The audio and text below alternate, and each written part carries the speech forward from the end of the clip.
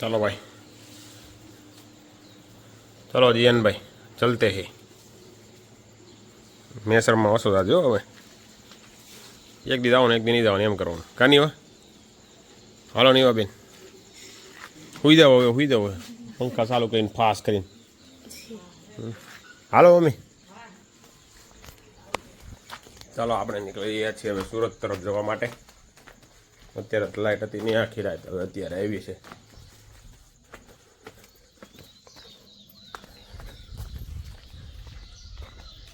Good morning જય શ્રી કૃષ્ણ હર હર મહાદેવ કેમ છો બધા મજા છો ખાઓ પીઓ ને મજાની લાઈફ આપણે નીકળી ગયા છીએ હવે ગામડેથી સુરત જવા માટે નીવા અને જીયાન ને મનીષા ને લોકો અહીંયા રોકાણા છે કારણ કે અહીંયા પાછા મારે 22-23 ના લગ્ન છે એટલા માટે બાકી તમને અમારા જૂના બ્લોગ કેવા લાગ્યા કાલનો બ્લોગ કેવા લાગ્યો એની ઉપર કમેન્ટ જરૂરથી કરજો અને તમારા મિત્ર મંડળ સાથે શેર કરજો અને જો તમે અમારી ચેનલને સબસ્ક્રાઇબ નથી કરી હજી સુધી તો સબસ્ક્રાઇબ કરી લેજો મિત્રો આવા નવા બ્લોગ અમારી ચેનલ પર આવતા રહેશે અને કમેન્ટ જરૂરથી કરો અને લાઈક પણ કરો મિત્રો તો ચાલો આપણે જઈ રહ્યા છીએ સુરત ભાઈ અહીંયા તો વરસાદ પાણી જેવું વાતાવરણ હતું કાલ રાતનું અને ભાઈ જામનગરને કાલે બ્લેકઆઉટ કરેલું હતું એટલા માટે કાલની આખી રાત પાવર હતો નહીં કાંઈ એટલે આપણે એક તો અત્યારમાં નીકળ્યા છીએ વહેલા અને રાતે કાંઈ ઊંઘ થઈ છે નહીં અત્યારે ચાલુ ગાડીમાં ઊંઘ તો આવશે એવું લાગે છે બપોર પડતા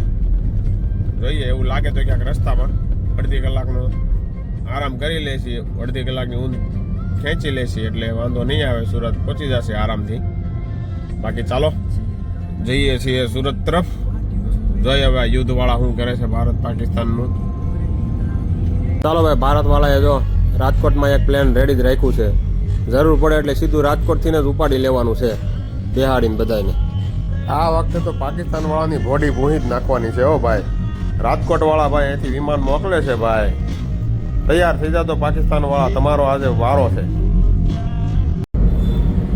મિત્રો આપણે અત્યારે ચડી રહ્યા છીએ એક્સપ્રેસ હાઈવે દિલ્હી બોમ્બે સુરત જવા માટે પણ મને આવું એ નથી સમજાતું વાસદનો ટોલ આપણે હુકામે ભરવાનો આવે છે જેવો જ આપણે આ ટોલ ભરી વાસદવાળો તો ડાયરેક્ટ એક્સપ્રેસનો ભરવો પડે અને જો એક્સપ્રેસ ઉતરીને તરત આપણે સૌરાષ્ટ્ર બાજુ આવવું હોય તો ડાયરેક્ટ આપણે વાસદનો ટોલ નાખવો 160 રૂપિયાનું કારણ વગરનું ભરવું પડે એટલે આનું કાંઈ સમજાતું નથી ભાઈ કોઈની જાણમાં હોય તો આનો કંઈક વિરોધ થતો હોય તો કરો મિત્રો અને ખાલી 160 રૂપિયા વધારે પડતા ભરવા પડે છે એવું છે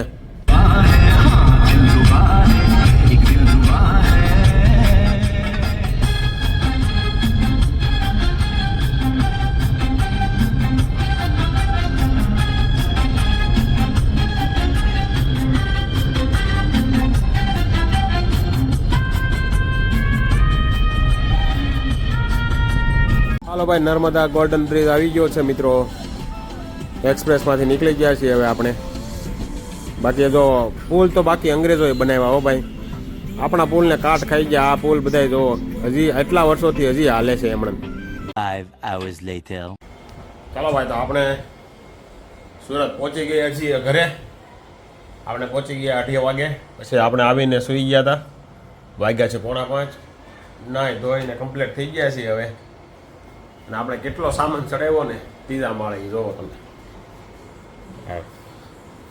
1.5-2 મણનું કાંદાનું બાસકું છે આ ચણાનું બાસકું છે આ 3 ડબ્બા તેલ આમાં બીજું કઠોળ છે આમાં કઠોળ છે આમાંય કઠોળ છે તો 3 ને 3 6 ને 7 ને 8 બાસકા ચડાવ્યા ભાઈ બપોરે 2:30 વાગે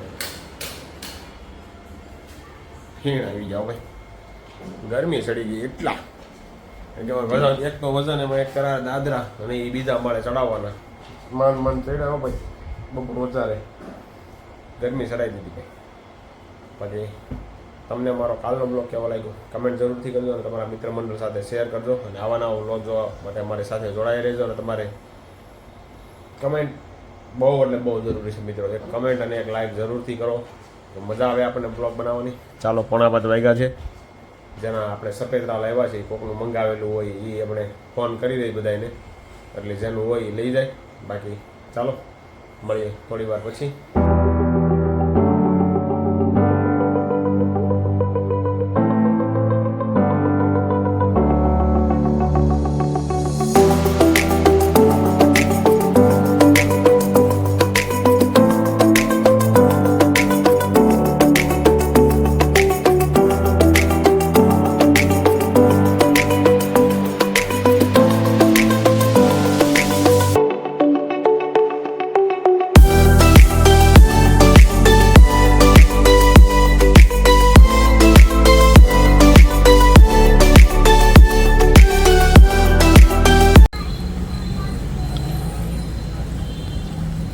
ગજાનંદ ફાસ્ટફૂડમાં આપણે આવી ગયા છીએ બિરયાની ખાવા માટે.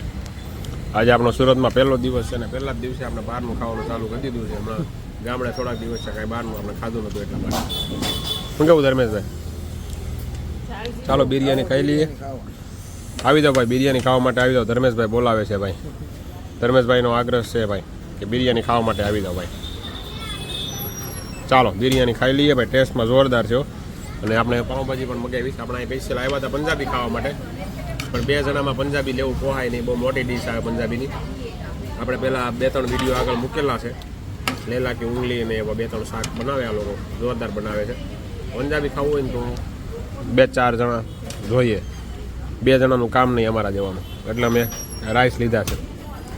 ચાલો મળીએ થોડી વાર પછી.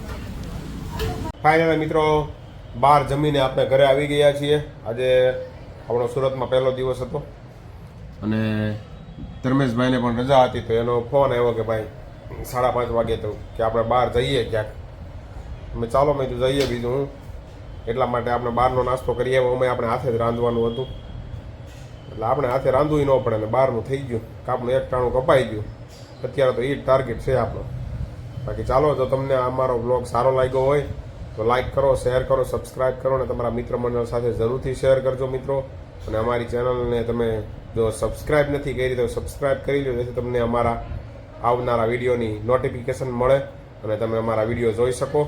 ચાલો મિત્રો, ફરી મળીશું આવતીકાલે નવા બ્લોગ સાથે.